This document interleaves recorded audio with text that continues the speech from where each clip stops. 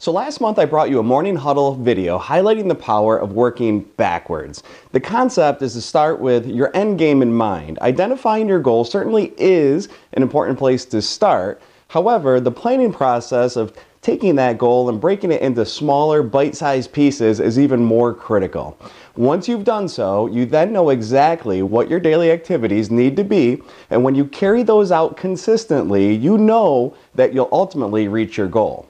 Now, we also learned last month that one of the most critical components of a goal is to have a specific timetable. We have some short-term goals that may be daily or weekly or monthly, but then we also have long-term goals that are typically chunked into years, such as our annual goals, or you may have a 3-year or 5-year plan. But what I want to challenge you to think about today is the longest term goal you'll ever have: your life.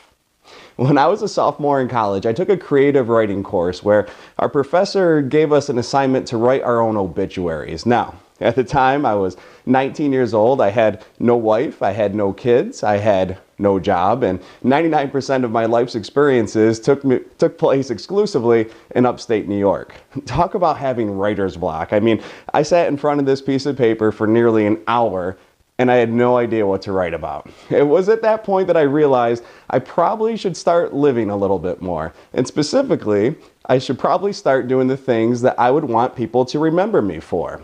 When all is said and done, what did I want my legacy to be? If somebody were to stand at my gravesite and sum up my life in 20 words or less, what would those words be? So now, let's fast forward 2+ decades. Last summer, I turned 40. Now, this is a scary number for an insurance guy because actuarial data tells me that the average male lives about 80 years. I did the math and quickly realized exactly where that put me in my life.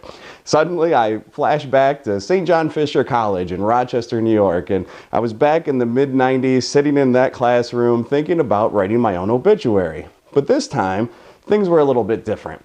I now have a wife, I have 3 children, I built a successful career, I started a successful business, I've traveled through numerous different states and countries, but I was still struggling to figure out exactly how I wanted my obituary to read. So I started to do some research, and my research started inside of me, in my soul, who I currently am and who I wanted to be and how I wanted to be remembered and why my life would matter. Next, I did some research on obituaries themselves. I read hundreds of them, and here's what I found. They're basically chunked into 3 main areas. They start with family, they move on to career, and then they get into number 3, which is personal passions. So here's my homework for you today. Think about the following 4 questions. First one is, if your obituary had to be written tomorrow, what would it say? And then the second one is, if you could add anything to that obituary, what would it be? And the third one is, what is it that you are most passionate about? And what do you enjoy doing the absolute most in your life? And then the fourth and final question is, using 20 words or less, how would you want to be remembered?